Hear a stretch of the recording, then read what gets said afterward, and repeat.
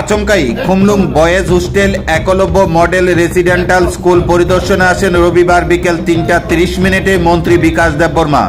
রাজ্য সরকার ইতিমধ্যে শিক্ষার অগ্রগতির মান উন্নয়ন করার লক্ষ্যে ছাত্রছাত্রীদের জন্য বিভিন্ন প্রকল্প চালু করেছেন। সেদিকে লক্ষ্য রেখে পাহাড়ি এলাকায় ছাত্রছাত্রীদের শিক্ষার মান কতটা উন্নয়নের দিকে এগিয়ে যাচ্ছে সে বিষয়ে লক্ষ্য রাখার লক্ষ্যে আচমকাই রবিবার বিকেল বেলায় Khumlung boys hostel Eklavya model residential school পরিদর্শনে আসেন। এদিনে মন্ত্রী ছাত্রছাত্রীদের ডাইনিং হলে প্রবেশ করেন।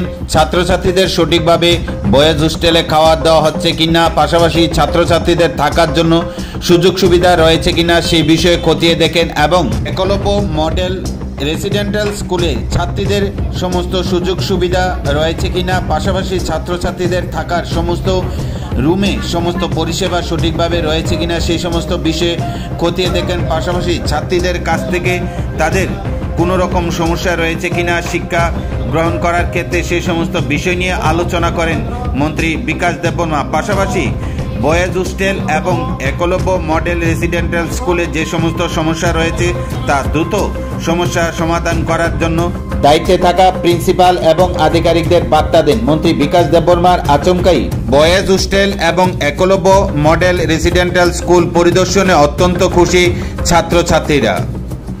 আজকে আমি এখানে ভিজিটে এসেছি খুমলুং একলব্য রেসিডেন্সিয়াল স্কুল। এখানে আমি দেখেছি আগের থেকে একটু বেটার হয়েছে।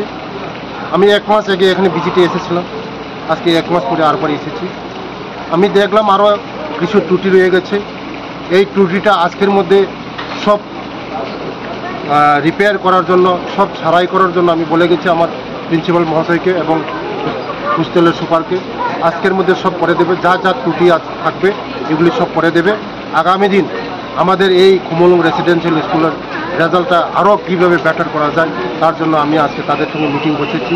আগামী দিন আমাদের এই যে একলব্য রেসিডেন্সিয়াল স্কুলগুলির রেজাল্টটা আরও বেটার করার জন্য, বেটার থেকে আরও বেটার করার জন্য আমরা মিটিংয়ে বসে আরও আলোচনা করেছি। আগামী দিন আমাদের রেজাল্ট ভালো হবে।